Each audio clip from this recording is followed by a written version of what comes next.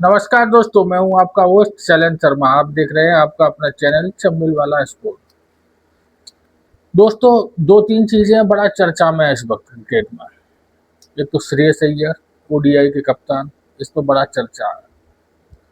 दूसरी है इंडिया और पाक मैच एशिया कप में, क्लियर हो गई कि मैच होगा। और तीसरी चर्चा है बीसीसीआई, बड़ा भद्द पिट रही है बीसीसीआई की, बड़ा गाली गलौज सोशल मीडिया पर बीसीसीआई को एक से बढ़कर एक पढ़ रही है खुले शब्दों में। इन्हीं पे आप अपन चर्चा करेंगे आज।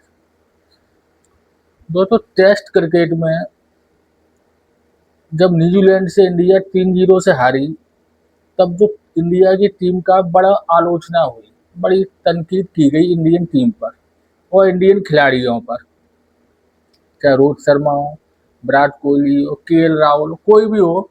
तो अपन 3-0 से न्यूजीलैंड से हारे, फिर ऑस्ट्रेलिया टीम क्या जाती है और अभी 3-1 से हारती है। उसके बाद टीम की जो मुसीबतें थी और बढ़ती हैं। परिणाम यह निकला उन सब बातों का, जो इतनी जमकर आलोचना हुई। सबसे सीनियर प्लेयर थे रोहित शर्मा और विराट कोहली। अंततः उन दोनों को संन्यास लेना पड़ा मजबूरन। उनका प्रदर्शन के आधार पर उन्होंने लिया हो, या उनकी जो आलोचना सोशल मीडिया या हर जगह हो रही थी उस पर लिया हो, या बीसीसीआई के दबाव के कारण, कुछ भी हुआ हो, लेकिन जब उनके ऊपर इतनी अधिक तनकीद की गई तो उन दोनों ने संन्यास ले लिया। अब दोस्तों, उसके बाद चैंपियन ट्रॉफी अपन वनडे 20 में बढ़िया खेले, सब चल रहा है, टेस्ट में खेले, लेकिन अब समस्या, जो तनकीद अभी तक टीम की और खिलाड़ियों की हो रही थी, वो सब चीजें आ गई। जैसे अनाउंस हुआ एशिया कप का कि इंडिया पाकिस्तान से मैच खेलेगी, बस उसके बाद से बीसीसीआई का बुरा समय चालू हुआ।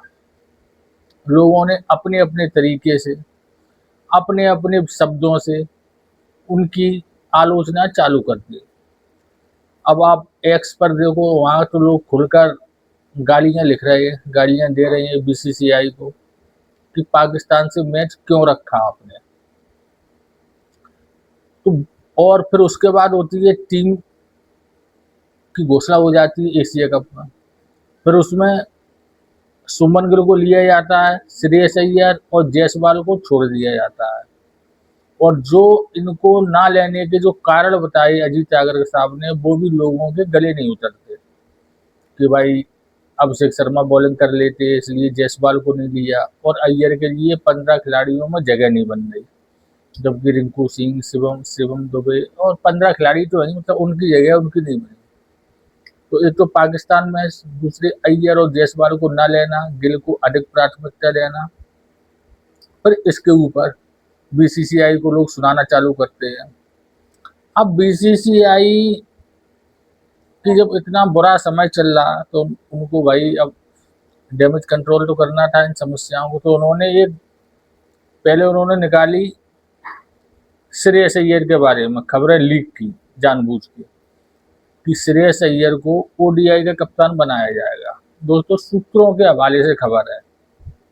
अब आप देखो, बड़े बड़े अखबार हैं, जो टाइम्स ऑफ इंडिया हो, राजस्थान पत्रिका, दैनिक भास्कर, आज तक चैनल, सब लोग ये खबर दे रहे हैं कि ओडीआई में श्रेयस अय्यर अगले कप्तान बनेंगे। सूत्रों के हवाले से खबर है।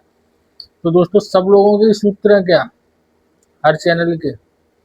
सीधा सा मतलब यह है कि बीसीसीआई वालों ने यह खबर लीक की, और जो श्रेयस अय्यर के ऊपर उनकी जो आलोचना हो रही थी उसमें ब्रेक लगे, और लोग यह समझे कि चलो T20 में नहीं लिया गया तो कोई बात नहीं, वनडे का ये कप्तान बनेंगे, हाल फिलहाल में ये समस्या खत्म हो बीसीसीआई की। तो बीसीसीआई ने जानबूझकर यह खबर मार्केट में उछाली कि जिससे उनकी थोड़ी बहुत, जो उनकी बेइज्जती हो रही थी बीसीसीआई की, उसमें थोड़ा सा विराम लग जाए। पहली बात, क्योंकि श्रेयस अय्यर को अगर अब टीम में लेंगे तो वो उचित नहीं है कि पहले टीम घोषित कर दी फिर नहीं लिया गया, फिर यह होगा कि दबाव के कारण टीम में लिया जा रहा है, और फिर एक बार ले लिया तो ऐसे और खिलाड़ियों के लिए भी दबाव बना करेगा भविष्य में, और एक नया नियम बन जाएगा जो कि उचित भी नहीं है। अगर टीम घोषणा हो गई उसमें टीम में नहीं है तो नहीं है, चाहे कोई हो, तो वो तो बात सही है। लेकिन जो अपनी इज्जत बचाने के लिए उन्होंने जो खबर चला दी और इसका उन्हें फायदा भी मिला। देखो, लोग जो श्रेयस अय्यर के समर्थक हैं, उनके फैन हैं, उन लोगों को थोड़ी संतुष्टि मिली कि साहब चलो ओडीआई में ही मौका मिलेगा। हालांकि टेस्ट क्रिकेट में ना लेना उनको, वो T20 में उनकी घनघोर बेइज्जती तो है श्रेयस अय्यर की, क्योंकि श्रेयस अय्यर ऐसे खिलाड़ी हैं कि आवश्यक नहीं कि वो पहले दूसरे तीसरे डाउन पर भी खेलें, वो 5 या 6 पे रिंकू सिंह, शिवम दुबे इनसे अच्छा खेल सकते हैं।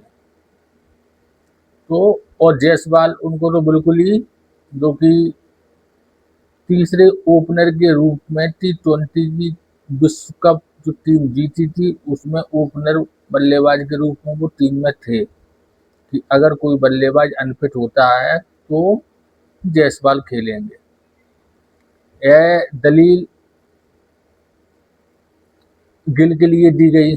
सब वो पहले कप्तान थे, फिर वो हटा दिए जाते हैं, चले जाते हैं व्यस्तता के कारण, तो फिर आते हैं तो उनकी जगह तो रिजर्व रहेगी, ऐसा कुछ कहा गया प्रेस कॉन्फ्रेंस में। लेकिन यही सेम बात जायसवाल पर भी लागू होती है, लेकिन उनके बारे में कुछ नहीं कहा गया।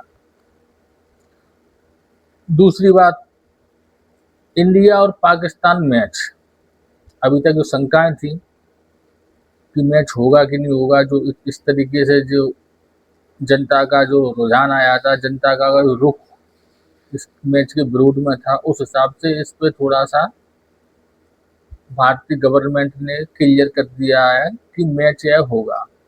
अब दोस्तों, इसमें भी लोगों को चीज़ें समझ में नहीं आ पा रही हैं।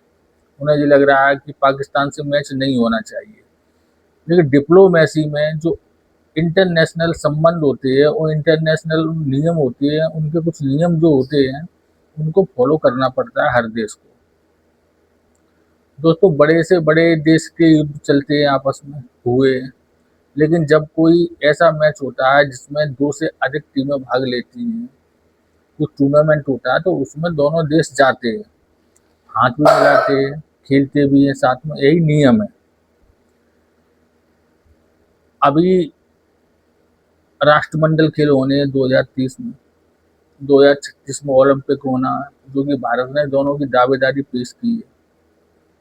और भी कई इंटरनेशनल मैच हैं जिनमें टीम आते हैं, तो उनमें पाकिस्तान, अपन से चीन से भी माने अपने संबंध अच्छे नहीं है, तो चीन के खिलाड़ी जहाँ जाएंगे वहाँ अपने खिलाड़ी नहीं जाएंगे क्या? तो भारत ने यह चीज़ क्लियर कर दी कि भाई आपस में कोई भी सीरीज, कोई भी मैच एक दूसरे के यहाँ देश में नहीं खेलेंगे, लेकिन कोई अगर टूर्नामेंट है जिसमें अदर देश भी हिस्सा लेते हैं तो उसमें इंडिया पाकिस्तान के अगर मैच होते हैं तो वो होंगे। और ये एकदम साफ, क्लियर और शुद्ध रुख है इंडियन गवर्नमेंट का, इसमें कोई तनकीद करने वाली, कोई भी आलोचना करने वाली बात नहीं है। समझदार लोग हैं वो समझते हैं चीज़ को। भाई, ओलंपिक होंगे तो इंडिया के खिलाड़ी नहीं जाएंगे क्या? उसमें पाकिस्तान के भी जाएंगे, तो अपन क्या उन पर मना कर दें कि साहब पाकिस्तान के आ रहे हैं तो हम नहीं जाएंगे? हजारों टूर्नामेंट होते हैं खेलों के। हाँ, अगर आपस में एक दूसरे के देश के यहाँ जाके खेल रहे हो तो वो थोड़ी सही बात नहीं है। तो यानी ये चीज़ भी क्लियर हो गई कि इंडिया पाकिस्तान की बायलैटरिक कोई भी सीरीज आपस में नहीं होगी, ना इंडिया में ना पाकिस्तान में। अगर कोई ऐसे tournament, Asia cup, world cup जैसे होते हैं, तो कोई भी खेल हो वहाँ दोनों टीमें आपस में खेल सकती हैं, लेकिन आपस में केवल 2 ही टीमों का ऐसा कोई मैच हो तो वो कोई भी खेल हो वो प्रतिबंधित रहेगा।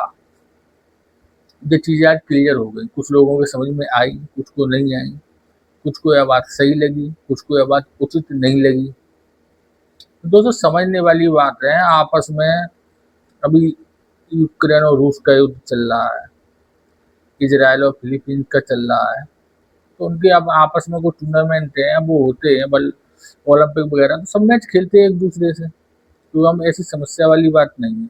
उस नज़रिए से अपन देखेंगे तो आज निर्णय सही है। ज़्यादा अपन भावुकतापूर्वक देखेंगे तो अपन को लगेगा नहीं कि उचित नहीं है। लेकिन खेल को आगे बढ़ाना, खेल में बड़े बड़े टूर्नामेंट अपन को अगर ऐसे करवाने हैं, राष्ट्रमंडल खेल, ओलंपिक, तो जो इंटरनेशनल नियम है उनको फॉलो करना पड़ता है, तभी मेजबानी मिलती है इन खेलों की। तो वही नियम के तहत भारतीय गवर्नमेंट ने यह घोषणा आज की है। दोस्तों बात कारण है, अब एक एससीओ संगठन है, उसके सदस्य भारत भी है, पाकिस्तान भी है। अभी चाइना में उसकी बैठक होनी है, उसमें अपने मोदी जी जा रहे हैं, वहां से नवाज शरीफ जाएंगे। तो क्या मोदी मना कर रहे हैं कि शरीफ आ रहा है तो हम नहीं जाएंगे? भाई ऐसे नियम, भाई सदस्य कोई ग्रुप है, उसके सदस्य दो देश हैं, तो दोनों को जाना पड़ेगा। इंटरनेशनल में यही नियम होते हैं, तो इसमें ज्यादा भावुक होने वाली बात नहीं है। इंडियन गवर्नमेंट का जो नियम उन्होंने बनाया है वो उचित और सही है। आपस में मैच नहीं खेलेंगे, लेकिन जहाँ अदर देश शामिल हैं, कोई बड़ा कप है, उसमें अगर खेलते हैं तो कोई बुराई भी नहीं है। तो दोस्तों जी खबरें प्रमुख थी आज के दिन की। तो आज के वीडियो में बस इतना ही। वीडियो अच्छा लगे तो लाइक करें और चैनल को सब्सक्राइब अवश्य करें। धन्यवाद।